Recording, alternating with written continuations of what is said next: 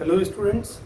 अभी तक जो हमने पढ़ा था वो ये पढ़ा था कि किसी सेल का सेल पोटेंशियल जो होता है कैसे निकाला जाता है, और मैंने निकाल के बताया था कि जो डेनियल सेल होता है उस डेनियल सेल का सेल पोटेंशियल कैसे निकाला जाता है।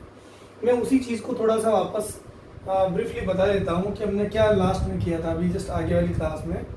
वो ये था कि जो सेल पोटेंशियल होता है this is always equal to E naught of cell जो होगा that will be equal to E naught of SOP of anode plus E naught of SRP of cathode। इन दोनों का सम जो होगा उससे सेल पोटेंशियल आएगा।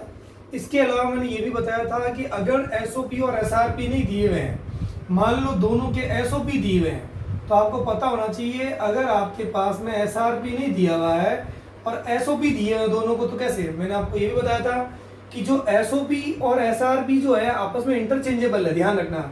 अगर एक ही मेटल के लिए अगर मैं ये कहूँ कि उसका SOP पॉजिटिव है तो उसका SRP क्या हो जाएगा, नेगेटिव वैल्यू हो जाएगी। और अगर SOP नेगेटिव दिया हुआ है तो उसी का SRP क्या हो जाएगा, पॉजिटिव हो जाएगा। मतलब एक ही मेटल के लिए अगर SOP आपके पॉजिटिव सिंबल के साथ दिया हुआ है तो SRP उसका क्या हो जाएगा, नेगेटिव सिंबल के साथ में हो जाएगा। और अगर SOP नेगेटिव है और उसका SRP पूछे तो बस उस वैल्यू वही रखिए, न्यूमेरिकल पर साइन पॉजिटिव लगा दीजिए। तो यहाँ देखिए आपके SOP एनोड जो था, और अब आपको जैसे मान लीजिए SRP नहीं दिया हुआ है, SOP दिया हुआ है, तो अगर SRP लिखना आपको, लेकिन आपको दिया हुआ SOP है, तो SRP अगर आपको चाहिए यहाँ पर, तो SRP से आप SOP में कन्वर्ट करोगे तो साइन क्या लगा दोगे आप, क्योंकि वहाँ पर साइन कैसा आ जाएगा, पॉजिटिव हो जाएगा। तो फॉर्मूला हमारे पास में क्या हो जाएगा, E naught of cell is equal to what, E naught of SOP of anode minus E naught of SOP of cathode. बस SRP की जगह SOP लिखना है और बस साइन जो आपके प्लस की बजाय क्या कर लेना है, माइनस कर लेना है। अब मान लो दोनों के SOP SRP ना देकर के दोनों के SRP दे दिए जाए, तो यहाँ SOP जो था वहां पर आपको अगर SRP के फॉर्म में लिखना है तो क्या करना, सीधा जो प्लस जो साइन जो था वहां पर क्या लगा दीजिए, आपके माइनस लगा दीजिए। तो ये minus of SRP of anode plus E naught of SRP of cathode हो जाएगा। तो फॉर्मूला जो हो जाएगा E naught of SRP of cathode minus E naught of SRP of anode. तो ये तीन फॉर्मूले कभी कभार डायरेक्ट क्वेश्चन भी पूछा जा सकता है, इनको लेकर के विच of the following relation is correct, तो ये आप इसको चेंज भी कर सकते हैं। बस ध्यान आपको ये मेन ये फॉर्मूला रखना है। अब इसके अलावा मैंने आपको वापस थोड़ा समराइज कर देता हूँ। जो इलेक्ट्रोड पोटेंशियल मैंने पढ़ाया था उसमें मैंने ये बताया था electrode potential actually is classified in two types. तो एक तो जो था अपने पास में SOP और दूसरा क्या था, SRP। SOP में क्या करेंगे अपन, कैसे शो करेंगे, ये जो नॉट साइन है ये शो करता है स्टैंडर्ड कंडीशन को, स्टैंडर्ड ऑक्सीडेशन पोटेंशियल। अगर M से M+2 हो रहा है इसका मतलब क्या हो रहा है, ऑक्सीडेशन प्रोसेस। जैसे ये आपके मेटल था, उस मेटल को आपने उसी के आयन के अंदर डिप किया, तो ये metal come to the solution as M+n ion. तो यहाँ पर कौन सा प्रोसेस हो रहा है, ऑक्सीडेशन हो रहा है।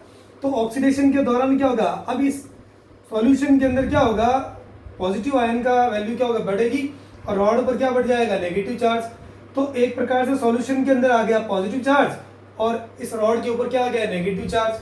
तो ये पॉजिटिव और नेगेटिव किसके कारण डेवलप हुआ, because this is develop due to oxidation.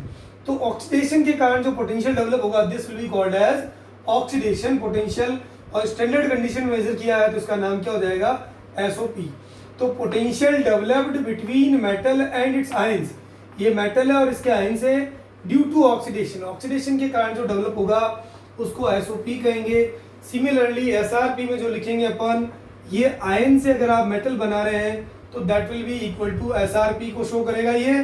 और इसके लिए लैंग्वेज क्या हो जाएगी, potential developed between metal and its ion due to reduction.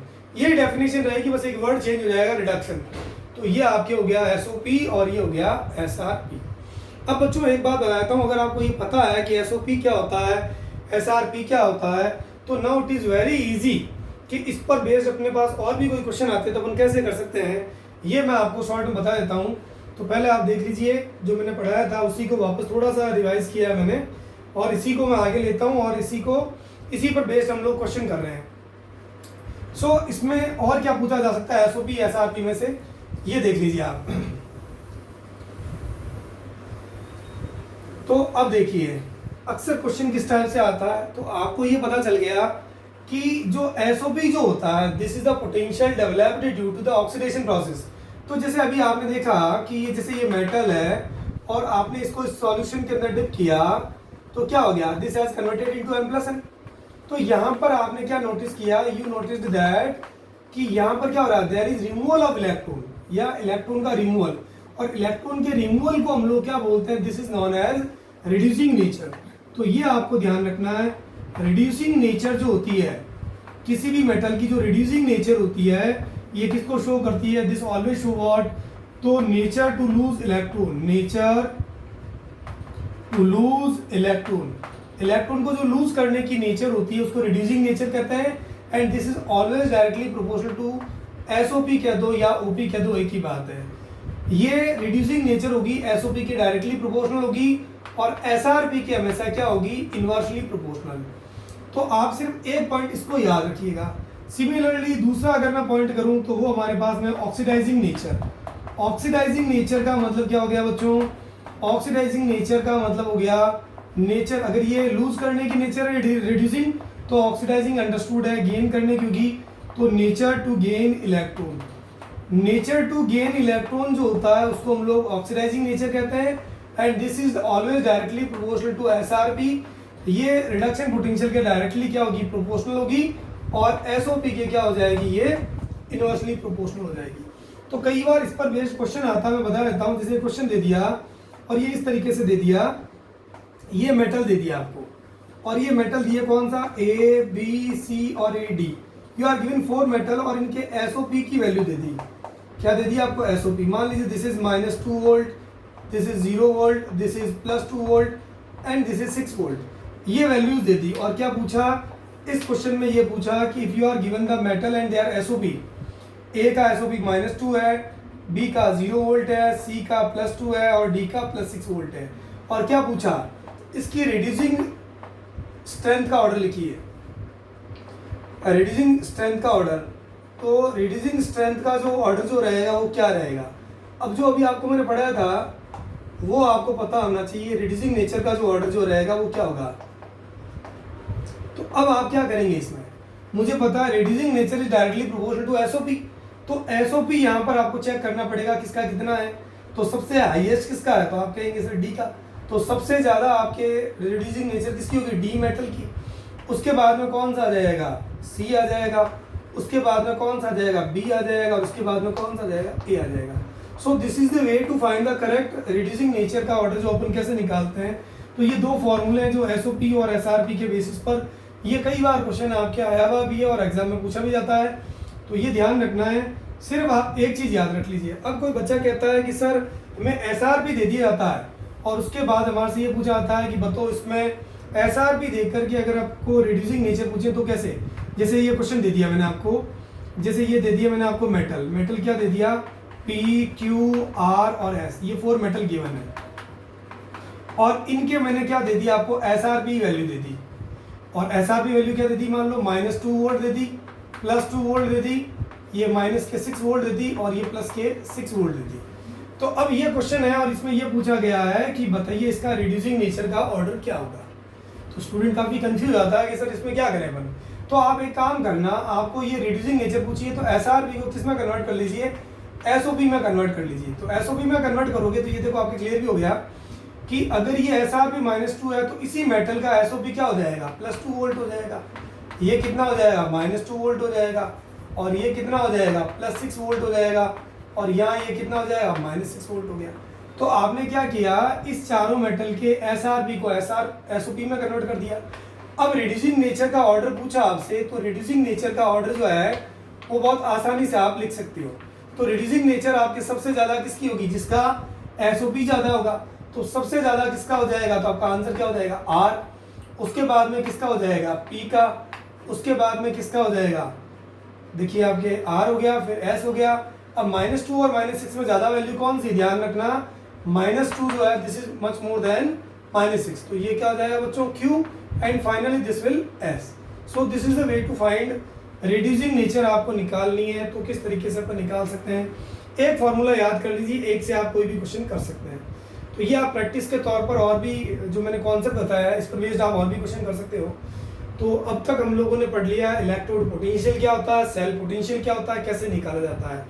अब देखिए इसी पर बेस्ड अपन एक क्वेश्चन और करते हैं। और ये क्वेश्चन क्या है, ये देखिए आप थोड़ा सा क्वेश्चन इस प्रकार से दिया हुआ है, एक सेल बनाया CO+3, साल्ट ब्रिज का साइन है, फिर निकल +2 और ये निकल।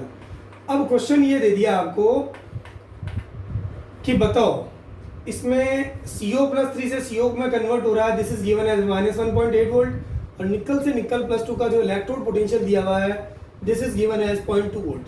तो पहला क्वेश्चन तो इसमें पूछा कि सेल रिएक्शन क्या होगी। देखो बच्चों, सेल रिएक्शन निकालना बहुत इंपॉर्टेंट है। तो आप क्या करिए, आपको ये पता है this is the left hand side, और लेफ्ट हैंड साइड जो होती है वो एनोड को शो करती है। तो इसमें अपन क्या करेंगे, CO सॉलिड से आप क्या कर लीजिए, CO+3 में कन्वर्ट कर लीजिए, और ये एक्वस लिख दीजिए, और 3 इलेक्ट्रॉन का रिमूवल कर लीजिए। निकल +2 वाला ये पार्ट आपको पता है कैथोड का है, तो वहाँ पर रिडक्शन ही होगा। निकल +2 में क्या कर लीजिए, 2 इलेक्ट्रॉन जो है ऐड करके क्या बना दीजिए, निकल सॉलिड बना लीजिए। अब cell reaction, net cell reaction लानी है, तो वो क्या करेंगे, इसको इक्वेशन नंबर 1 ले लीजिए और इसको इक्वेशन नंबर 2 कर लीजिए। या 3 इलेक्ट्रॉन है 2 इलेक्ट्रॉन, आपको ये पता होना चाहिए अगर किसी सेल की नेट सेल रिएक्शन लिखते हैं तो यूजुअली वहां पर इलेक्ट्रॉन क्या कर देते हैं हम लोग, कैंसिल। तो मैं आई विल मल्टीप्लाई विद 2 और इसको मैं मल्टीप्लाई विद 3। तो फाइनली ये क्या हो जाएगा, 2 से मल्टीप्लाई करूंगा तो ये इलेक्ट्रॉन 6 हो जाएंगे, और ये भी इलेक्ट्रॉन कितने हो जाएंगे, 3 से मल्टीप्लाई करने पर 6 हो जाएंगे। तो अब मैं क्या कर लेता हूँ, इन दोनों को ऐड कर देता हूँ। तो ऐड करने पर ये 2 से मल्टीप्लाई करूंगा, ये तो क्या हो जाएगा, T2CO सॉलिड हो जाएगा, प्लस यहाँ इस साइड के अंदर ये क्या हो जाएगा, 3 निकल +2, और फिर इसके बाद एक्वस लिख देता हूँ। और उसके बाद अगर मैं बात करूंगा तो यहाँ पर ये निकल सॉलिड है, इसको लिख दिया मैंने, और इसके बाद में लास्ट में लिख दिया, ये आगे पीछे कैसे भी लिख सकते हैं, ये एक्वस ये। तो ये 3 and 2 जो आपके, ये 2 से मल्टीप्लाई 6 इलेक्ट्रॉन और ये 3 से मल्टीप्लाई 6 इलेक्ट्रॉन, ये कैंसिल हो जाएंगे। और ये आप देखिए, मेरे को यहाँ 3 से मल्टीप्लाई करना था तो ये 3 लिखना पड़ेगा, और इसको 2 से मल्टीप्लाई किया तो मुझे यहाँ पर 2 लिखना है। तो ये नेट सेल रिएक्शन होगी। अब कभी कभार ये भी पूछा जाता है, इस रिएक्शन के अंदर बताइए कितने मोल ऑफ इलेक्ट्रॉन का एक्सचेंज हुआ, तो अपन ये कह सकते हैं यहाँ पर n कितना रहेगा, 6 मोल ऑफ इलेक्ट्रॉन का एक्सचेंज हुआ इसमें। बी क्वेश्चन आपसे क्या पूछा जा सकता है, सेकंड, कि इस सेल का सेल पोटेंशियल निकालिए। एक तो आपसे ये पूछ लिया गया, सेल पोटेंशियल अगर आपसे पूछा जाता है तो आप क्या करोगे, इस सेल का सेल पोटेंशियल क्या हो जाएगा, E0 ऑफ SOP, और E0 मतलब ये एनोड का होगा, और ये हो जाएगा E0 ऑफ SRP कैथोड। भैया ये आपको करना है। अब आपको चाहिए क्या, यहाँ पर SOP चाहिए एनोड का यहाँ पर मुझे देखो CO+3 से CO दिया हुआ है, so it is given what, ये रिडक्शन पोटेंशियल दिया हुआ है। तो जब आप इसी का मैं कह देता हूँ ऑक्सीडेशन में कन्वर्ट करोगे, CO से CO+3 बनाओगे, तो ये साइन जो होगा माइनस से क्या हो जाएगा, प्लस का 1.8 हो जाएगा। सो यहाँ पर अब मेरे पास में ये हो गया 1.8 वोल्ट प्लस, अब मेरे को चाहिए SRP, लेकिन देखो यहाँ भी मेरे को क्या दिया हुआ, निकल से निकल +2, तो इसको अगर आप कन्वर्ट करेंगे तो E0 जो आएगा मेरे पास में निकल +2 से निकल का, तो यहाँ पर साइन क्या हो जाएगा, माइनस का हो जाएगा 0.2 वोल्ट। तो ये देखा आपने कि ये माइनस का 0.2 वोल्ट हो गया। अब मैं इसको लिए यहाँ लिख देता हूँ माइनस का 0.2। सो फाइनली जो इसमें आंसर आएगा, answer will be what, 1.8 minus 0.2, your answer will be 1.6 volt. अब देखो एक बात ध्यान रखना, यहाँ ये स्टैंडर्ड है, ये E0 जो आपने निकाला सेल पोटेंशियल, ये भी स्टैंडर्ड सेल पोटेंशियल है। और स्टैंडर्ड सेल पोटेंशियल के लिए आपको ध्यान रखना चाहिए कि क्वेश्चन के अंदर ये पहले से यहाँ पर क्या लिखा होगा, 1m लिखा होगा। क्या लिखा होगा, 1m। तो ये 1m ये शो करता है कि कंडीशन क्या है, स्टैंडर्ड है। तो इस तरीके से आप कोई भी क्वेश्चन अपन कर सकते हैं। तो एक तो आपको रिएक्शन कैसे बनाना है ये मैंने बता दिया, और एक आपको मैंने बताया कि किसी सेल के दिए हुए इलेक्ट्रोड पोटेंशियल के बेसिस पर सेल पोटेंशियल कैसे निकालते हैं। अब अपन आगे चलते हैं, तो वो हमारे पास में नया पॉइंट रहेगा, सेल पोटेंशियल निकालना मैंने आपको सिखा दिया। अब मैं आपको दिखा रहा हूँ या जो पढ़ा रहा हूँ वो हमारे पास में पॉइंट है, relation between delta G and cell potential. इन दोनों के बीच में क्या रिलेशन होता है ये हमें बताना भी। तो अब अपने पास में हेडिंग आ गई है, रिलेशन बिटवीन व्हाट। तो मैंने लिखा डेल्टा जी एंड ई। ये मैं इसको चाहूँ तो स्टैंडर्ड कंडीशन के लिए ये लिख सकता हूँ, और नॉर्मल कंडीशन होगी तो नॉट लगाने की जरूरत नहीं है। मतलब ये सेल पोटेंशियल के लिए अपन इन दोनों के बीच में क्या रिलेशन होता है ये हमें निकालना है। तो मैं बता देता हूँ, ये रिलेशन जो होता है delta G is equal to क्या होता है, माइनस एन एफ ई। ये तो ऑर्डिनरी कंडीशन होगी, और अगर स्टैंडर्ड कंडीशन होगी तो ये बच्चों क्या हो जाएगा, ई नॉट हो जाएगा। तो अब ये देखिए डेल्टा जी जो होती है इसको हम लोग क्या बोलते हैं, this is known as Gibbs free energy. ये गिब्स फ्री एनर्जी है। ये जितने भी न्यूमेरिकल क्वेश्चन करोगे तो इसके लिए जरूर रहेगा, और इसमें जो आंसर आएगा वो किस में आएगा, ध्यान रखना, ये जूल में आएगा। एनर्जी है, एनर्जी की यूनिट। अब आप ये कहेंगे सर यहाँ पर एन क्या है, N is what, number of transferred electron, number of transferred electron.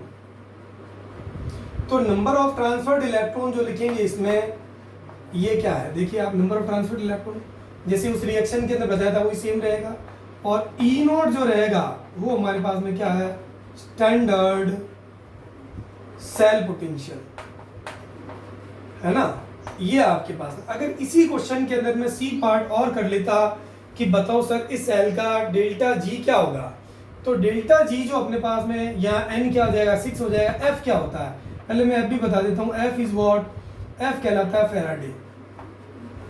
Faraday, ये फैराडे जो होता है इसकी वैल्यू होती है 96500 सी। सी फॉर यहाँ पर क्या है, कूलम। तो सारे अगर एमकेएस में लेंगे तो ये वैल्यू आपकी एमकेएस में आएगी, जूल होगी। अब मैं बता देता हूँ फैराड जो होता है या 1 फैराड क्या होता है, तो अपन कहेंगे charge on 1 mole of electron. 1 mole of electron पर जो चार्ज आता है, this is known as what, इसी को हम लोग क्या बोलते हैं, 1 फैराड कहते हैं। अब 1 मोल की वैल्यू आपको पता है क्या होती है, 6.022 इंटू 10⁻23, और दूसरा मैंने कह दिया कि इलेक्ट्रॉन का चार्ज क्या था, 1.6 इंटू 10⁻19 कूलम। तो ये वैल्यू अगर आप सॉल्व करेंगे तो अप्रोक्सीमेशन के हिसाब से हम लिखते हैं 96500। ये थोड़ा सा से कम आता है, 493 के आसपास समथिंग होता है, 498 के आसपास। तो इसको हमने राउंड फिगर में इसको ऐसे लिख दिया 96500 कूलम। तो अब आप चाहें तो इस क्वेश्चन के अंदर अगर आप निकालना चाहें डेल्टा जी की वैल्यू तो ये भी निकाल सकते हैं, लेकिन आपको ये ध्यान रखना, it is very very important कि अगर आप किसी भी सेल के लिए अगर पूछा जाता है कि बताइए क्या क्या चीज़ आपको ध्यान रखनी है, याद रखना कि अगर सेल का सेल पोटेंशियल क्या होगा, पॉजिटिव होगा, ये हमेशा पॉजिटिव होगा, तो ये नेट वैल्यू इसकी क्या आएगी, नेगेटिव आएगी। अगर डेल्टा जी नॉट अगर मैं कह देता हूँ नेगेटिव होता है तो इसका मतलब रिएक्शन कैसी होती है, स्पॉन्टेनियस होती है। क्या होती है, स्पॉन्टेनियस होती है। डेल्टा जी की वैल्यू नेगेटिव आने का मतलब क्या होगा, रिएक्शन ऑटोमेटिक चलेगी, मतलब उसके लिए किसी एक्सटर्नल एजेंसी की जरूरत हमें नहीं पड़ेगी। तो इसके लिए अब डेल्टा जी नेगेटिव कब होगा, तो सेल के लिए ध्यान रखना, कोई भी सेल जो होता है एक्ट ओनली इफ, अगर अपन कहते हैं कोई भी सेल जो होता है वो कब काम करेगा, सेल तभी काम करेगा, cell acts only if E naught of cell is positive. अगर सेल का सेल पोटेंशियल पॉजिटिव नहीं है तो ध्यान रखना वह सेल काम नहीं करेगा, अर्थात उस सेल से हम लोग करंट रिसीव नहीं कर सकते। So remember this, cell potential अगर पॉजिटिव है तो ही सेल काम करेगा, वरना नहीं करेगा। और सेल पोटेंशियल पॉजिटिव है तो डेल्टा जी नॉट क्या होगा, नेगेटिव आएगा। मल्टीप्लिकेशन के अंदर देखेंगे पॉजिटिव को नेगेटिव से मल्टीप्लाई करेंगे नेगेटिव, और अर्थात उसके लिए आपको ये पता है कि इसके अंदर जो सेल रिएक्शन होगी वो स्पॉन्टेनियसली चलती रहेगी। So these were all about the delta G and E cell. इसके अलावा हमें और कौन सी बातें ध्यान रखनी है डेल्टा जी के बारे में और ई नॉट के बारे में, ताकि इससे रिलेटेड कोई भी आप क्वेश्चन करें तो कोई आपको दिक्कत नहीं हो। तो एक अपने पास और स्टार पॉइंट मैं आपको बता देता हूँ। वैसे तो मैंने आपको ये समझा दिया, लेकिन थोड़ा ध्यान रखना, अगर आपके पास में एक तो बच्चों इलेक्ट्रोलाइटिक सेल, ये क्या है, इलेक्ट्रोलाइटिक सेल, और एक है आपके पास में कौन सा, एक तो हो गया इलेक्ट्रोलाइटिक सेल। तो इलेक्ट्रोलाइटिक सेल के लिए आपको ध्यान रखना है, इसके लिए डेल्टा जी जो होता है नॉट इक्वल